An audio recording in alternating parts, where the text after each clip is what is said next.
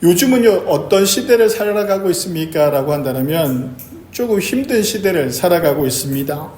얼마 전에 저번 주에 우리나라가 주가가 사상 처음 5,000피를 넘었다라고 이렇게 이야기합니다. 주식이 오르고 막 이러는 가운데 돈을 벌었다라는 사람들은 보기 힘든 상황이 됐습니다. 요즘 어떻게 지내? 라고 하는 말에 다들 대부분 그냥 그렇게 힘들게 살아. 살만해 라고 하는 사람들이 적은 시대가 지금의 시대라고 이렇게 할 수가 있죠. 그리고 요즘은 상가들이 많이 문을 닫고 경제적으로 또 서민들이 너무나도 힘든 생활을 살아가고 있습니다. 그래서 경제적 불안, 관계의 피로, 또 몸에 오는 질병의 문제, 또 마음의 상처, 그리고 그 무엇보다도 앞이 보이지 않는 막막함 속에 살아가는 사람들이 많은 시대가 지금의 시대가 아닐까 이렇게 생각을 합니다. 그런 시대를 살아가는 사람들이 가장 많이 던지는 말들, 또한 그리고 우리 그리스도인들이 그렇게 힘든 일상 속에 살아가는 우리 그리스도인들이 어쩌면 오늘 제가 만든 설교 제목처럼 이야기하고 있지 않을까라는 생각을 하게 됩니다. 오늘 설교 제목이요, 좀 깁니다. 내 뜻대로 되지 않는 하루, 정말 하나님의 인도가 맞을까? 너무나도 힘들고 너무나도 어렵다 보니까 그런 마음이 들 때가 있지 않을까라는 마음으로 이 설교 제목을 지었습니다. 어쩌면 우리의 마음속에 이 물음을 던지고 있을 수도 있습니다. 내 뜻대로 되지 않는 이 하루하루가 정말 하나님의 인도하심이 맞을까? 정말 하나님의 인도하심이 있는 건가? 라는 생각을 할 때가 있습니다.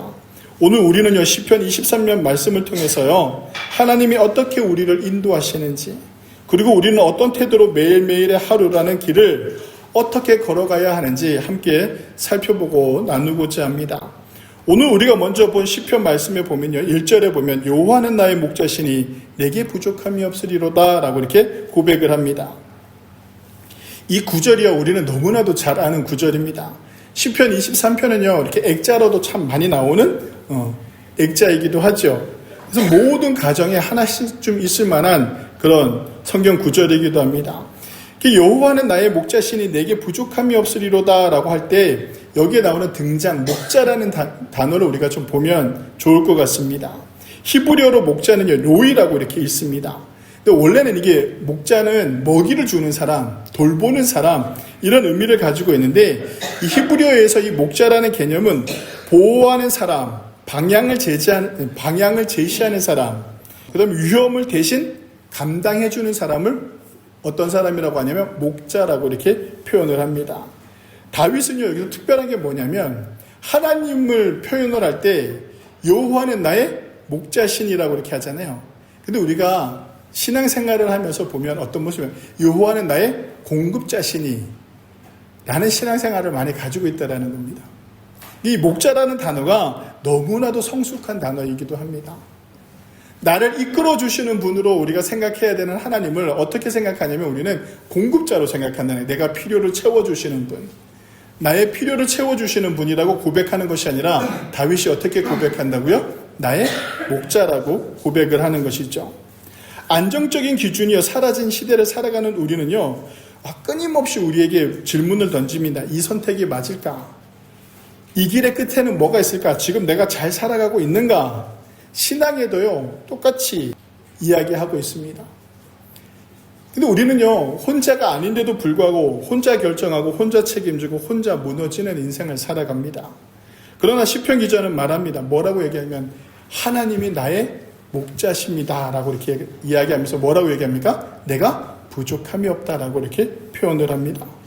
이 고백은 어떤 고백이냐면 목자라는 고백은요, 나는 혼자가 아닙니다 라는 선언입니다. 우리가 하루하루를 살아갈 때 일이 풀리지 않고 문제들이 많이 생기고 내가 질병 가운데 있고 그다음에 내 삶에 많은 어려움들이 있을 때 우리가 생각해야 되는 첫 번째 신앙인들의 모습은 어떤 모습이냐면 나는 혼자가 아닙니다라는 것입니다. 나를 인도하시는 분이 있는데 그분이 누구다? 하나님이다라는 고백이 우리 안에 있어야 되는 것이죠. 그래서 다윗이 고백합니다. 그가 나를 푸른 물밭에 누이시면 쉴만한 물가로 인도하시는도다 라고 이렇게 고백을 하죠. 여기서 인도하다라는 단어도 등장하는데요. 이 인도하다라는 것은 그냥 따라와 이런 것이 아니라 인도하다라는 것은 천천히 나의 발과 함께 맞춰서 걷는 것을 의미합니다. 조금은 뒤처진 것 같고 조금은 잘 안 이루어지는 것 같고 나는 조금 더 부족한 것 같은데 내가 빨리 되기를 원하는 것이 아니라 지금 하나님이 나의 형편과 나의 상황과 나의 모든 것들 중에서 나와 함께 하고 계시고 나와 함께 걸어가면서 내가 가야 할 길을 하나님께서 인도해 주신다라는 겁니다. 그러면서 우리는 어디로 가냐면 실만한 물가로 가게 된다라는 것이죠. 그래서 가장 신앙의 중요한 핵심은 무엇이냐면 목자를 따라가는 삶입니다. 목자에게 뭔가를 달라고 하는 것이 아니라 목자를 따라가는 것이죠. 그러니까 저는 양을 쳐본 적도 없고 소를 쳐본 적도 없습니다. 근데 우리가 TV에서 보면 많이 나오잖아요. 목자가 양들이나 소를 데리고 들판으로 나갑니다. 들판으로 나가면 이들을 끌고 나가면 이들을 끌고 나가는 이유가 무엇입니까? 먹이려고 가는 거잖아요. 그죠? 그들을 그 양과 소를 먹이려고 인도한다란 말이죠. 그러니까 우리가 하나님이 공급자라고 하는데 우리는 가만히 앉아서 나에게 공급되어지는 것을 원하는데 하나님은 그런 분이 아니다라는 것이죠. 어떻게 하면 우리를 인도해서 공급이 되어지는 곳까지 데리고 가는 분이 하나님이다라는 겁니다. 그래서 잠언 3장 6절은 이렇게 얘기합니다. 너는 범사의 그를 인정하라. 그리하면 내 길을 지도하시리라 라고 이렇게 말씀하고 있죠. 그러니까 우리가 인생을 살아가는 데 있어서 하나님을 믿는다라는 것은 무엇이냐? 내가 신앙을 가지고 있는 것이 무엇입니까? 라고 묻는다면 내가 범사의 그를 인정함으로 인해서 하나님께서 내 길을 지도해 주신다라는 거, 인도해 주신다라는 겁니다. 내 계획이 무너진 그 자리가요, 사실은 목자의 세밀한 인도가 시작되는 점일 수 있다라는 겁니다. 성도 여러분, 목자가 인도하는 그 길이요, 어떤 길일 수 있냐면 위험한 길일 수도 있습니다. 늑대가 나타날 수도 있고요. 풀이 없는 메마른 광야를 건너가야 할 수도 있습니다. 저기 앞에 보이는 풀밭은 우리가 보지 못하지만 목자는 아니까요. 그래서 우리를 그 길로 인도하는 것이죠. 하나님은요, 우리가 가고 싶어 하는 곳이 아니라 우리가 가야 하는 곳으로 하나님께서 우리를 인도하신다라는 겁니다. 꼭 기억하십시오. 내 삶이 내가 가고 싶은 대로 가는 것이 아니라 하나님께서 나에게 무엇을 요구하고 계신다고요? 우리가 가야 해야만 하는 곳, 우리가 가야 되는 곳으로 우리를 인도하신다라는 겁니다. 어린 양이 목자가 가라는 길을 가지 않고 그 길을 벗어나면 어떻게 됩니까? 사망이죠. 그렇지 않나요? 그 길을 벗어나는 그 순간 사망의 길로 들어서는 것이죠. 근데 우리가 그 목자로부터 벌어지면 죽음을 맞이하게 되는 거예요. 양들이나 소들이나. 그러면서 시편 23편 4절에 이렇게 고백합니다. 내가 사망의 음침한 골짜기를 다닐지라도 해를 두려워하지 않는 것은 주께서 나와 함께 하심이라 라고 이렇게 고백을 하고 있습니다. 우리가 목자로부터 멀어지게 되면 그것이 죽음의 길인데 우리가 사망의 음침한 골짜기를 걷는 그 길이 하나님과 함께하고 목자와 함께하면 그 길이 해를 두려워하지 않는 길이 된다라는 것입니다. 이 고백이 저와 여러분들의 고백이 되기를 원합니다. 히브리어 원문에서의 사망의 음침한 골짜기 이 단어는 죽음의 그림자를 의미합니다. 생명이 위협받는 상태, 출구가 보이지 않는 어두움을 걷고 있는 상태를 사망의 음침한 골짜기라고 이렇게 이야기하고 있는 것이죠. 그 죽음이 드리워진 그 길을 갈지라도 내가 누구와 함께하면? 주께서 나와 함께하면 해를 두려워하지 않는 이 신앙이 우리에게 필요한 것입니다. 목자는요, 양을 골짜기에서 꺼내주지 않습니다. 사망 음침한 골짜기에요, 어둠이 가득한 곳에요, 목자는요, 빛을 비추지 않아요. 따라와! 막 빛을 보여주고 막 꺼내주지도 않아요. 어떻게 합니까? 그 길을 함께 걸어가는 거예요. 우리가 자꾸 착각을 하는데요.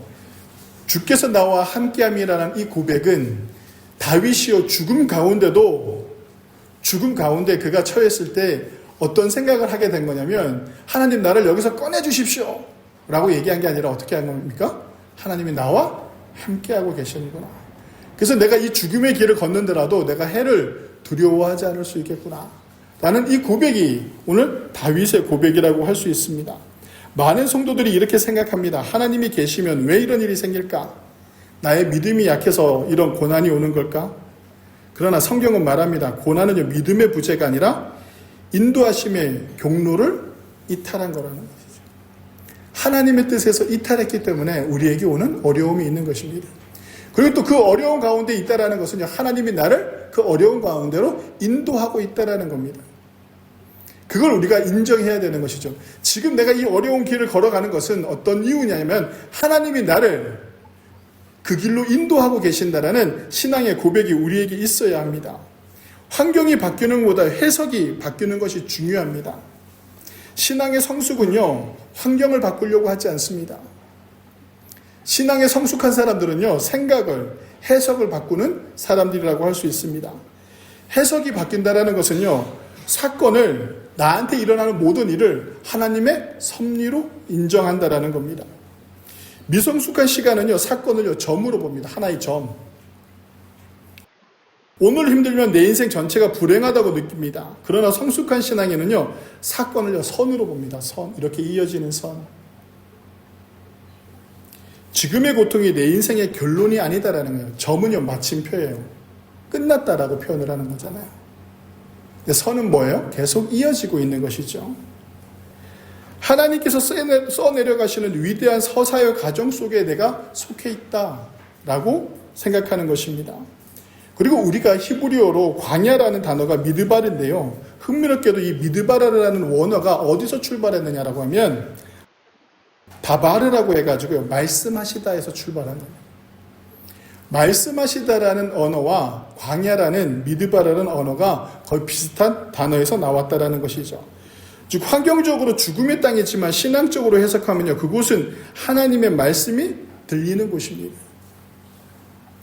요셉은 노예로 팔려간 환경에 집중했다라면, 노예로 팔려간 자기의 삶을 막 한탄하고 거기에 대해서 막 억울해하고 거기에만 집중했다면, 요셉이 자기가 성공하고 난 다음에 어떤 일을 했을 것 같습니까? 복수하는 일을 했을 것입니다. 근데요, 하나님의 섭리 가운데 내가 이렇게 살아온 것이 모든 것이 다 하나님의 섭리다라는 것을 그것으로 해석하고 인정할 때 요셉의 모습은 어떤 모습이었냐면, 하나님의 생명을 구하시려고 나를 당신들보다 먼저 보내셨나이다 라고 이렇게 고백을 하게 되는 것이죠. 해석을 가졌기에 용서와 구원의 통로가 그 사람 삶 속에서 나타났다라는 것입니다. 그것도 우리가 환경이 나쁘다는 것은 되게 무엇이 등장하는 것이냐면 내가 뭔가가 부족하다라는 겁니다. 그래서 우리는 이것을 어떻게 해석하느냐라는 겁니다.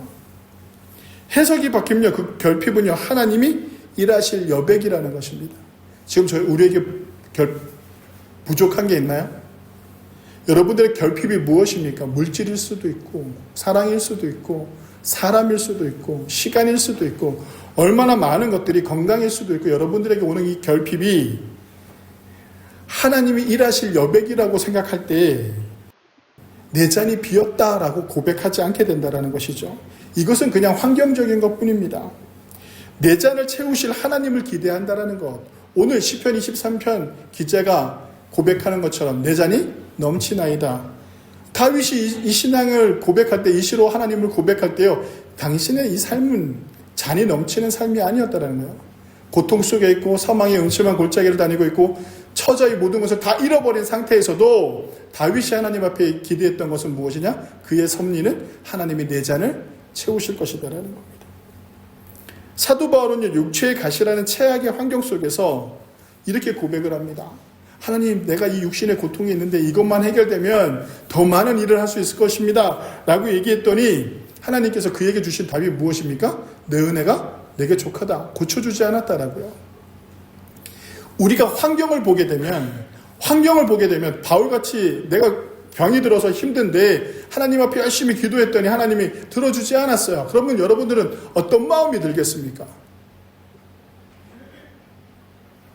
믿음이 부족하다라고 생각할 수도 있어요. 내가 믿음이 부족해서 이렇게 되는 건가? 내 병이 고쳐지지 않는 건가? 막 이렇게 생각할 수도 있죠. 하나님을 원망할 수도 있어요. 근데 바울은요, 이렇게 고백합니다. 내가 약한 그때에 강함이라. 하나님이 나의 가장 약한 부분을 가지고 가장 강하게 사용한다라고 이렇게 고백을 하는 것이죠. 환경은, 약함은요, 변하지 않으나 그것이 그리스도의 능력이 머무는 통로라는 해석이 바울을 지탱하게 했다라는 것입니다. 성숙한 성도는요, 문제가 해결되었습니다라고 간증하는 것이 아니라 문제가 여전하지만 이제는 두렵지 않습니다라는 고백이 진정한 간증이라고 할 수 있습니다. 결국 환경은 바꾸는 것은요, 기적입니다. 그렇지 않나요? 한 번의 기적은 나의 삶의 환경을 바꿀 수가 있습니다. 해석은요, 하나님의 섭리로 나의 삶에 오는 이 해석은요, 환경을 바꾸지는 않습니다. 하지만 어떻다? 신앙은 성숙되어져 간다는 거예요. 기적은요, 일회적입니다. 단 한 번 일어납니다. 신약 성경에 예수님께서 기적을 행한 사람들이 2번 이상 그 기적을 경험한 사람들이 있나요? 한번 찾아보십시오. 그리고 저한테 알려주십시오. 그럼 제가 논문을 하나 쓰겠습니다. 다 한 사람이 하나씩의 기적을 경험했어요. 그 기적을 경험했다고 다 믿음의 사람들이 됐나요? 아니에요. 10명의 문둥병자가 예수님 앞에 왔을 때 예수님께서 다 고쳐줬어요. 예수님께 찾아온 사람은 몇 명이었습니까? 다시? 단 한 명밖에 없었던 거죠. 그냥 기적은요, 기적일 뿐인 거예요. 하지만 해석, 생각을 바꾸고 하나님의 섭리로 해석하는 그 성숙은요, 계속적이고 영원한 것입니다. 하나님의 때로 우리를 사랑하기 위해 환경을 즉각 바꾸지 않으십니다. 대신 우리의 눈을 열어요. 그 환경 너머에 있는 하나님의 선하심을 보게 하는 것이죠. 하나님이 우리에게 보여주실 그 선하심을 우리로 하여금 믿게 한다라는 것입니다. 그러면서 시편 23편 6절에 이렇게 고백하고 있죠. 내 평생의 선하심과 인자하심이 반드시 나를 따르리니 내가 여호와의 집에 영원히 살리로다 라고 이렇게 고백하고 있습니다. 여기서 인자하심이라는 단어가 나오는데 여러분 한번 히브리어로 들어보셨을 겁니다. 헤세드. 혹시 들어보셨나요? 옛날에는 이제 그 서울에 가면 헤세드라는 카페도 있고 많은 이런 헤세드라는 이름을 가진 공간들이 많았습니다. 이 헤세드는 인자하심의 단어입니다. 친절하다. 그리고 좀 더 깊이 이야기하면 언약적 사랑, 끝까지 책임지는 사랑, 포기하지 않는 사랑을 의미하는 단어가 헤세드라고 이렇게 할 수가 있습니다. 하나님은 우리를 시험 삼아 인도하지 않으십니다. 하나님이 나를 여기 불러주신 것은, 하나님이 여러분들을 여기 앉히신 것은요, 하나님께서 여러분들을 끝까지 책임지시겠다라는 선약입니다. 아멘들 안 하시네요. 하나님이 책임져 주신다니까 끝까지 여러분들을 믿으시기 바랍니다. 현대 사회는 끊임없이 말합니다. 성공해야 된다. 남들보다 앞서야 된다. 조금이라도 더 벌어야 된다. 이렇게 이야기합니다. 근데 시편 기자는 뭐라고 얘기하면 가장 인생에서 있어서 가장 행복한 것이 무엇입니까? 라고 묻는다라면 시편 기자는 오늘 이렇게 얘기합니다. 여호와의 집에 거하는 것입니다. 신앙의 목적은요, 돌아갈 곳을 찾아가는 것입니다. 신앙생활의 목표는 성취가 아니라 관계의 지속으로 재정립하는 것입니다. 내가 다시 하나님께로 돌아가는 것. 여러분들의 일주일의 삶을 살고 이렇게 주일날 나와서 예배를 드리는 이 순간 나의 모든 것들이 세상 속에서 좀 흐트러지고 하나님으로부터 멀어질 수 있는데 다시 하나님께로, 하나님과의 관계를 회복하고 내가 하나님을 경배하며 하나님께로 돌아오는 그런 시간을 갖는 것이죠. 나의 신앙이 나의 문제를 해결하기 위한 수단이 되지는 않았는지, 나의 신앙이 나의 문제와 별개로 하나님과 깊은 관계 속에 있었는지 돌아보는 시간이라는 것이죠. 사랑하는 성도 여러분, 우리의 인생길은 여전히 쉽지 않습니다. 여러분들한테 제가 이렇게 말할 수가 없습니다. 다 잘 될 것입니다. 하나님이 여러분들을 축복하실 것입니다. 저는 이렇게 여러분들에게 말할 수가 없습니다. 여러분들 개인의 삶에 지금 오고 있는 이 고통이 어떤 고통인지 저는 알 수가 없습니다. 지금 여러분들의 삶 속에 여러분들이 힘들게 하고 있는 것이 무엇인지 여기 앞에 서 있는 저는 말할 수 없고 이해할 수도 없습니다.